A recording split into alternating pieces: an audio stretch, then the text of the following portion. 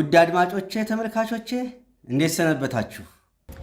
የዛሬው የትምህርታችን ርዕስ ደግሞ የሚያተኩረው የቪታሚን ዲ በሰውነታችን ውስጥ እስከ 110 እና ከዚያ በላይ ዝርዝር ተግባራት እንዳሉት ያውቃሉ የሚለውን በተመለከተ የትምህርታችን ርዕስ ነው። ጡንቻና የሰውነት አቋም በተመለከተ የቪታሚን ዲ ጥቅም ምን ያህል ነው? የሰውነት በሽታ የመቋቋም አቅምን በተመለከተ የቪታሚን ዲ ጥቅም ምን ያህል ነው? የሆርሞንን ሜታቦሊዝምና ተያያዥ ነገሮችን በተመለከተ የቪታሚን ዲ አገልግሎት ምን ያህል ጥቅም ይሰጣል? የልብ ጤንነትን በተመለከተ የቪታሚን ዲ እጥረት የቪታሚን ዲ አገልግሎት ምን ያህል ነው የሚለውን በዚህ ርዕስ እንነጋገራለን። የአእምሮና የነርቭ ጤናን በተመለከተ የቪታሚን ዲ አገልግሎት ምን ያህል ነው የሚለውን በዚህ ቪዲዮ እንነጋገራለን። የሴሎች እድገትና የካንሰርን ሁኔታ በተመለከተ የቪታሚን ዲ አገልግሎት ምን ያህል ነው የሚለውን በዚህ ቪዲዮ እንነጋገራለን። የቆዳና የፀጉርን ሁኔታ በተመለከተ የቪታሚን ዲ አገልግሎት በሰውነታችን ውስጥ ምን ያህል ነው? በቆዳችን በፀጉራችን ውስጥ ቪታሚን ዲ በቅባታማ ነገሮች ወይም ፋት በሚባል የሚሟሟ ስቴሮይድ ሆርሞን ነው። ቪታሚን ዲ በቆዳችን ውስጥ የተጠራቀመ እና በየጊዜው የሚመረት ዲሃይድሮ ኮሌስትሮል የሚባል የተጠራቀመ ኬሚካል ያለ ሲሆን በፀሐይ አማካኝነት የሚመረት ንጥረ ነገር ወይም የሚቀየር ንጥረ ነገር መኖሩን ያውቃሉ? እሺ፣ ፀሐይ ካልሞቀን ቪታሚን ዲ የለም። ቪታሚን ዲ ከሌለ የሰውነታችን ውስጥ ብዙ ሲስተሞቻችን ስራቸውን ይቀንሳል ወይም ስራቸው ይቋረጣል። ከተቋረጠ ደግሞ ከፍተኛ የሆነ ልዩ ልዩ በሽታዎች ይሰለጥኑብናል። የቪታሚን ዲ ጥቅሞችን በሚከተለው ርዕስ መሰረት ይዤላችሁ ቀርብ ያለውና ተከታተሉት። ይሄ ቪዲዮ የሁላችን ቪዲዮ ነው። ካልሲየም፣ ፎስፈረስና ሌሎች አገልግሎቶችን ከ1 እስከ 20 የሚሰጡ በዚህ ዙሪያ ከ1 እስከ 20 የሚደርሱ ጥቅሞች ያሉት ሲሆን በአብዛኛው ቪታሚን ዲ 35% የሚሸፍነው ካልሲየምን፣ ፎስፈረስንና አጥንትን፣ ጥርስን በተመለከተ የሚጠቅም አገልግሎት ያለው ቪታሚን ዲ 35%ን ይሸፍናል። የካልሲየም ንጥረ ነገርን ወደ ሰውነታችን እንዲዳረስ ከአንጀት እንዲመጠጥ ያደርጋል። አጥንታችንንና ጥርሳችንን ጠንካራ እንዲሆን ያደርጋል። የፎስፈረስ ንጥረ ነገር ወደ ሰውነታችን እንዲዳረስና ከትንሹ አንጀት እንዲመጠጥ ቪታሚን ዲ ያደርጋል። ጡንቻችን ወይም ስጋችንን እንዲጠነክር ያደርግልናል። ሪኬቴሲያን ይከላከላል። ቪታሚን ዲ የአጥንት መሳሳትን ይከላከላል።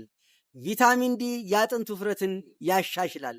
ቪታሚን ዲ የጅማትን ጤና ያሻሽላል፣ ይጠብቃል።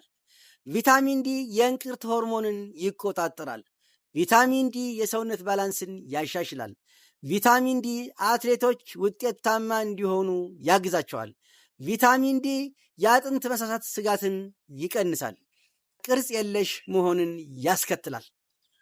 ስለሆነም ዝቅተኛ ቪታሚን ዲ መጠን በሰውነታችን ውስጥ አለ ወይም የቪታሚን ዲ እጥረት አለ ማለት አጥንታችን ሶፍትና ለስላሳ እንዲሆን እንደገና ደግሞ ደካማ እንዲሆን እና ቅርጽም እንዳይኖረው። ሁለተኛው የጡንቻና የሰውነት አቋም ብቃትን በተመለከተ የቪታሚን ዲ አገልግሎት ምን ያህል ነው የሚለውን ከ21 እስከ 30 የሚሆኑ አገልግሎትን የሚሰጥ ሲሆን ይህም 10% ያህል ጥቅም እንዳለው ያሳያል። ለምሳሌ የጡንቻ መኮማተርን ያሻሽላል፣ የጡንቻ ጥንካሬን ይጨምራል፣ የጡንቻ ህመምን ይቀንሳል፣ የመውደቅ ስጋትን ይቀንሳል፣ ባላንስ የመጠበቅን ሁኔታ ይጨምራል። ማን? ቪታሚን ዲ በቫይረስ አማካኝነት የሚመጣን ኢንፌክሽን ይዋጋል። በባክቴሪያ አማካኝነት የሚመጣ ኢንፌክሽንን ይዋጋል። አውቶ ኢሚዩን በሽታን ይቀንሳል። ስለሆነም ዝቅተኛ ቪታሚን ዲ መጠን በደማችን ውስጥ ወይም ደግሞ የቪታሚን ዲ እጥረት አለ ማለት ጡንቻ ደካማ ይሆናል ማለት ነው።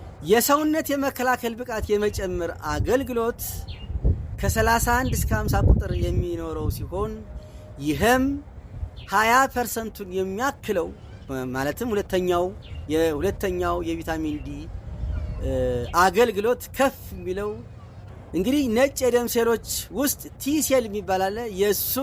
እነሱን አክቲቬት ወይም ደግሞ የመቀስቀስ ሁኔታ ይታይበታል።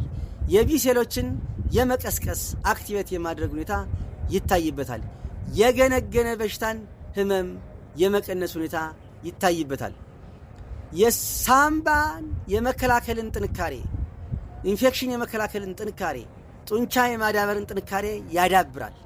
የኒሞኒያ ስጋትን ይቀንሳል።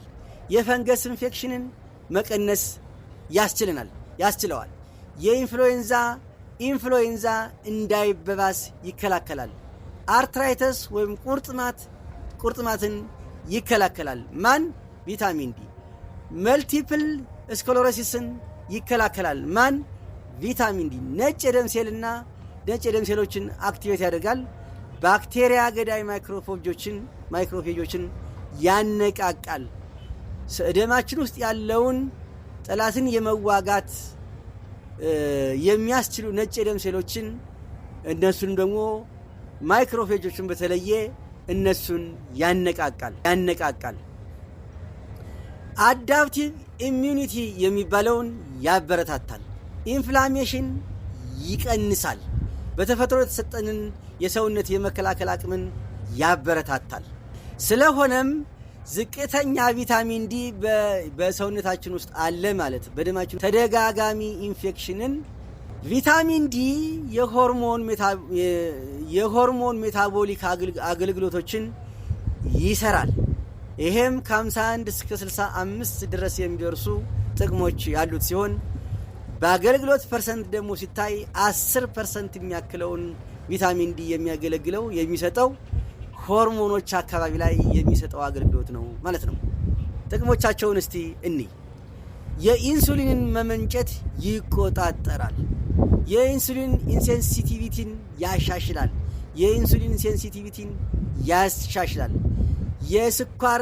የአይነት 2 ስኳርን የመከሰት ስጋትን ይቀንሳል። የእንቅርት ሆርሞንን ወይም ሜታቦሊዝም እንዲካሄድ ያግዛል። የሆርሞን ሜታቦሊዝም እንዲካሄድ ያግዛል። የሴክስ ሆርሞን እንዲመረት ያግዛል። የአድሬናል ሆርሞን መመረት ሁኔታን ይቆጣጠራል። የወንዶችን የስነ ተዋልዶ ጤና ያሻሽላል። የእንቅርት መከሰትን ሰከንዳሪ ሃይፖታይሮይዲዝም ይከላከላል። የእንግዴ ልጅ ወይም ፕላሴንታ በትክክል እንዲሰራ ያግዛል። የመዋለድና የመራባት ሁኔታን በወንዶችም በሴቶችም ይጨምራል።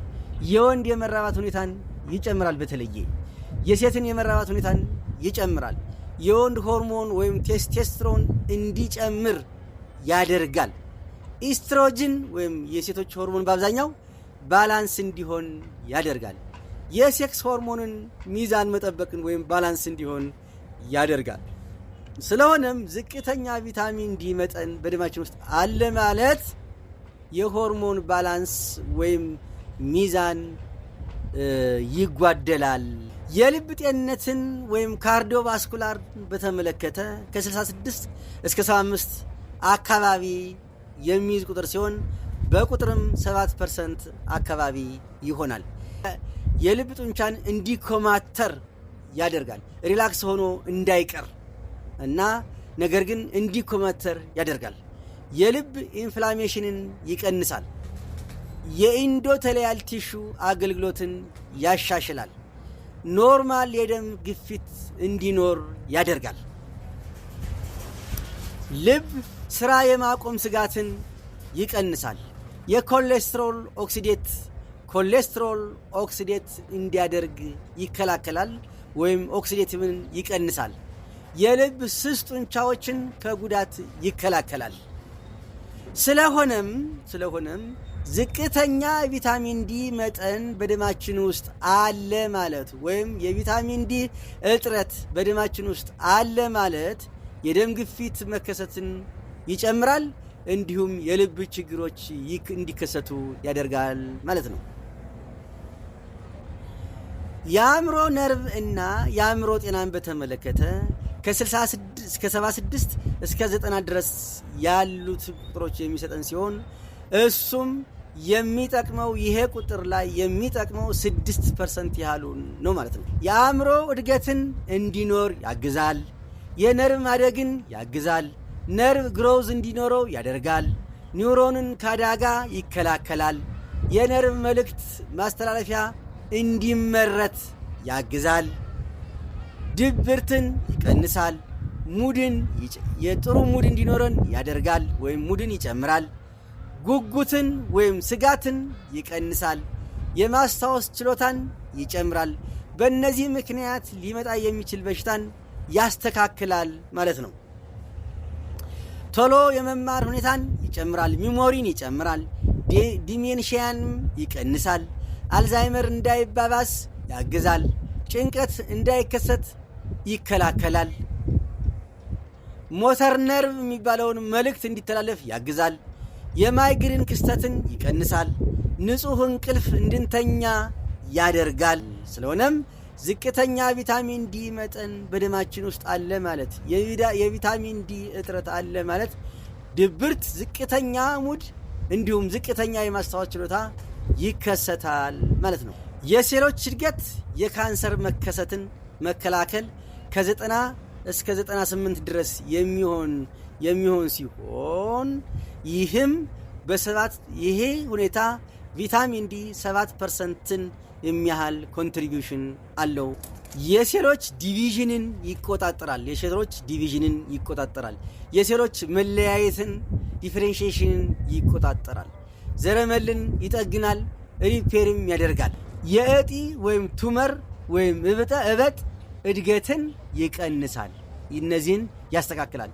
የእጢ ወይም ቱመር እድገት ይቀንሳል። የጡት ካንሰር ስጋትን ይቀንሳል። የፕሮስቴት እጢን ይቀንሳል፣ በተለይ በወንዶች። የኮለን ካንሰር ስጋትን ይቀንሳል። የቆዳና የፀጉርና ሌሎች በተመለከተ ይሄ ከ99 እስከ 110 አካባቢ ቁጥሮችን የሚይዝ ሲሆን ይህም 5% የሚያህለውን ኮንትሪቢሽን የሚያካሂደው በቆዳ በፀጉርና በሌሎች በተመለከተ ነው ማለት ነው። ቁስል እንዲደርቅ ያግዛል። የቆዳ ሴሎች እንዲያድጉ ያግዛል። የቆዳ ሴሎች ቶሎ እንዳይቀረፉ ያደርጋል። የፀጉር መነቃቀል እንዳይፈጠር ያግዛል። የሳምባ ጤናን ይጠብቃል። የአስም ሴቬሪቲን ይቀንሳል። ገት ኢሚዩንን በመከላከል ያግዛል። የፀጉር መነቃቀልን ይቀንሳል። እስኬሚያን ያሻሽላል። ማይክሮባዮ ባላንስን ይጠብቃል። አድማጮቼ፣ ተመልካቾቼ እስኪ ደግሞ ፍሬ ነጥቦችን ቪታሚን ዲ ከ110 በላይ የሰውነታችንን አንዳንድ ነገሮች በመቆጣጠር ይታወቃል። ሁሉም የሰውነታችን ሙሉ አካላት ቪታሚን ዲን ይፈልጋሉ። ስለዚህ ነው የቪታሚን ዲ እጥረት ብዙ የተለያዩ ምልክቶችና ስሜቶች ያሉት መሆኑ። አድማጭ ተመልካቾቼ የዛሬውን ቪዲዮዬን በዚህ ጨርሻለሁ። በአገልግሎቴ እንደረካችሁ፣ በትምህርቱ ርዕስም ደስ እንዳላችሁ፣ ዕውቀትና ትክክለኛ መረጃ እንዳገኛችሁ እርግጠኛ ነኝ።